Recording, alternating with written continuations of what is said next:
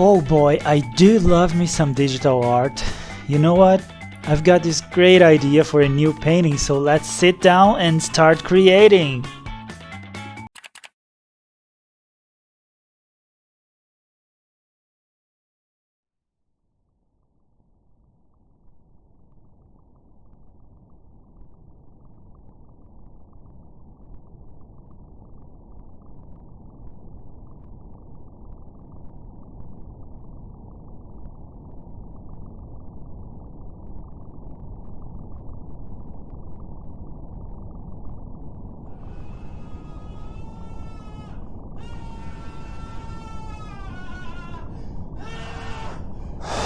Any minute now.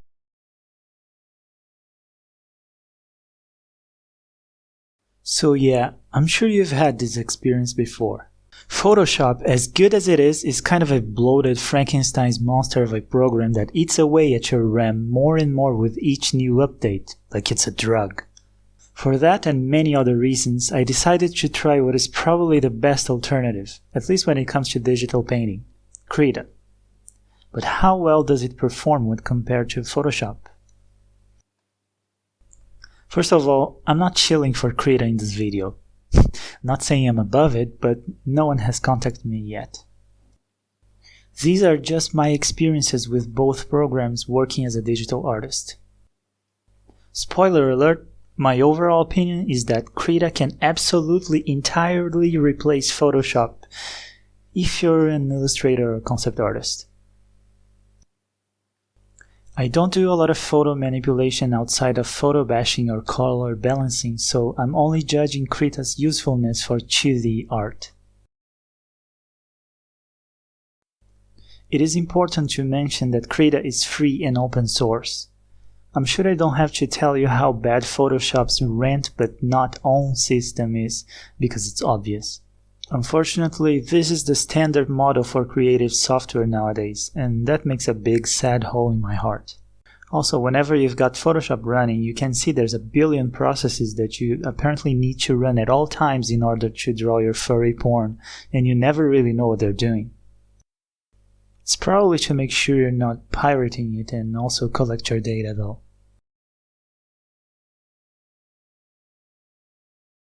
When it comes to functionality, I can't find a single thing that I'm able to do in Photoshop that I can't do in Krita. Layers, layer modes, layer groups, masking, brushes, color balance, everything I need for illustration and concept art is there. Usually under the same name too, like the layer modes for example.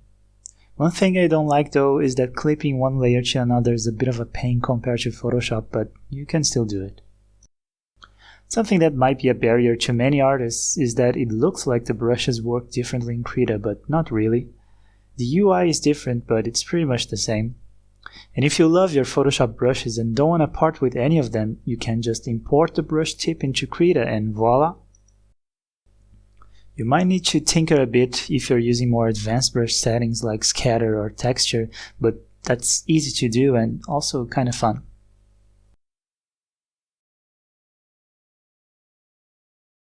I also believe Krita has some functionalities that Photoshop doesn't have, but should. One of them is flipping the canvas by pressing M.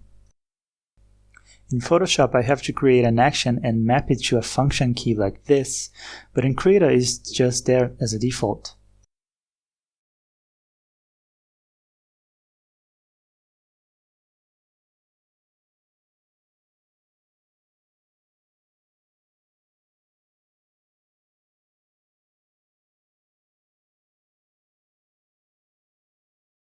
Krita also has a built-in adjustment curve where you can modify the pressure response for your drawing tablet.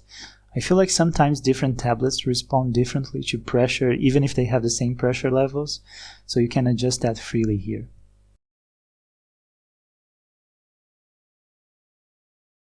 Another thing I like about it is that I can resize my brush by just holding Shift and dragging it like that. I always hated using the bracket keys to do this, and you have to use an awkward key combination to do it in Photoshop.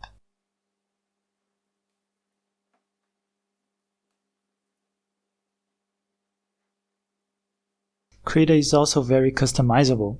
I didn't like the default keyboard shortcut for deselecting everything, so I just changed it to Ctrl D, the same as Photoshop. I'm pretty sure you can do that with everything. If you do need to deliver a PSD for whatever reason, you can just import and export PSD files at will with no downsides as far as I'm aware. Your client never needs to know that you're not paying $20 a month. Also, when you transform with Ctrl T and hold Ctrl, you can turn the layer into perspective like this. Pretty neat and useful for making ground planes that seem to move into perspective.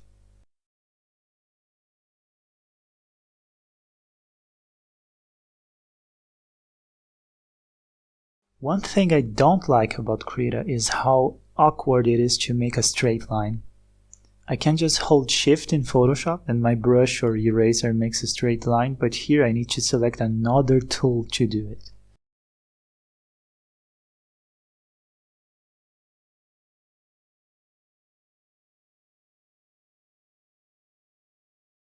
Clipping masks also take a little bit longer. You need to first make a group with the layers you want to clip to each other and then right-click, group, quick clipping group. Not a huge hassle, but definitely not as easy as just alt-clicking in between layers.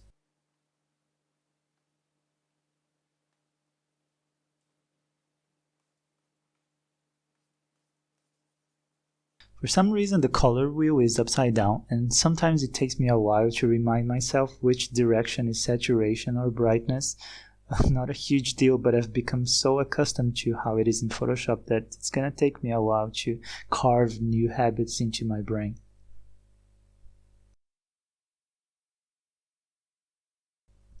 Speaking of which, I think this is the main reason why someone would want to stick with Photoshop, because we're used to it and it's comfortable. I've pretty much learned to paint and draw in Photoshop, so there's obviously a transitional period that's a bit of a pain. Not because of any missing functionality, but because my fingers are so used to it that I can't do things without thinking. That's why I still keep a copy around and use it sometimes. I think it's a pretty trivial matter though. I'm pretty sure that if I just kept using Krita for a month, I'd be just as used to making artwork in it as I am in Photoshop. So I encourage you to do that. It's free after all, and people use all kinds of software and hardware these days. There are many options, and Adobe doesn't have as much of a monopoly as it used to. So will I ditch Photoshop and switch to Krita entirely? We'll see. I don't know. I'll keep both around for the time being. If you have different experiences, I'd be interested in hearing about it, so please let me know. Also, if somebody has a solution for the clipping mask thing, I might just switch completely to Krita, to be honest. Take care.